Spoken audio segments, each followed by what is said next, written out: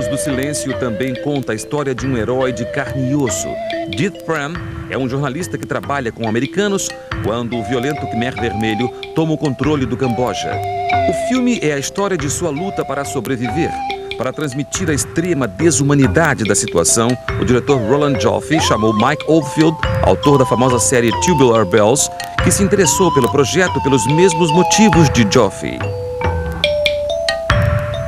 Heroism is a really extraordinary thing to deal with, and I don't conventionally make films with conventional heroes, I don't think, because I'm interested in day-to-day heroism, and that's what intrigued me about Pran. I think the great thing about David Puttnam as a heroic figure is that he's all of us. He's not a normal sort of hero. He's a frightened person drawn into a circumstance he would never have imagined, dealing with a world that he certainly wasn't brought up to deal with, and dealing with it remarkably well. And that's not a heroism you can celebrate except by the absence of pomposity.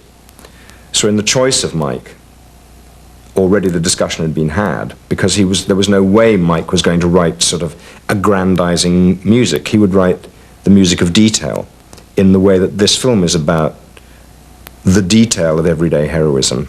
I wanted to try it. It was, people had told me that my music was very filmic, but it can't be just that. Otherwise, I would have done 100 film scores. You know, it was something special. I think partly because it was a true story, because the person involved, the real character, was very heavily involved in the making of the film, and it was done with tremendous, attention to detail. There is a scene in the movie where I think Mike's music is displayed in its best kind of quality, in a sense, which is where the city's about to be evacuated and Pran is pleading for the release of the journalists. And suddenly there's a reversal for the journalists, because hitherto being a Western journalist gave them access to everything and an immense sense of invulnerability. Suddenly this is reversed, and the truth is revealed to them, which is they are now incredibly vulnerable precisely because they are Western journalists.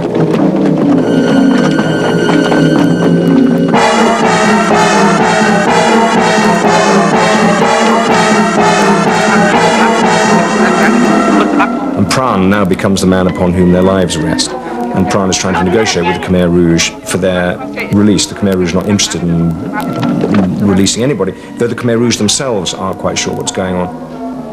So this is a scene really about living in the moment of chaos when time stretches. So it's a film about things that fear is stretching, time is stretching, and everything is deforming, if you like. And Mike's music had to convey that too.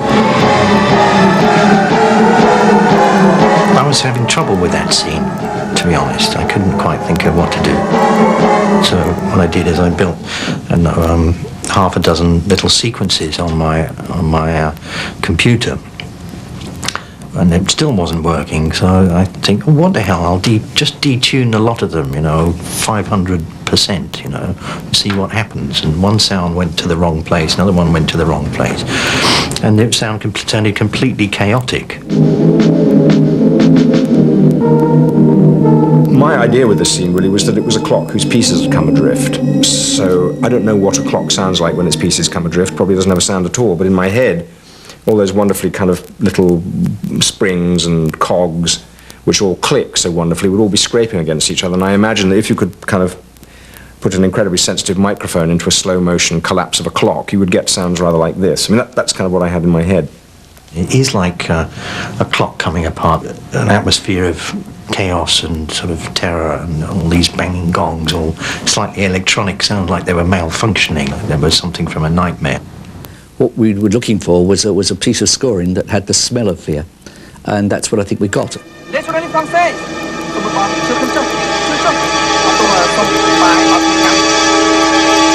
That extraordinary sustained note.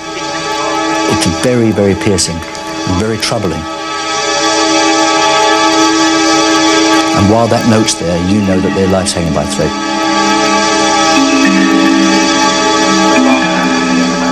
And you know that if that note alters one way, they're dead. But it doesn't, it alters the other way.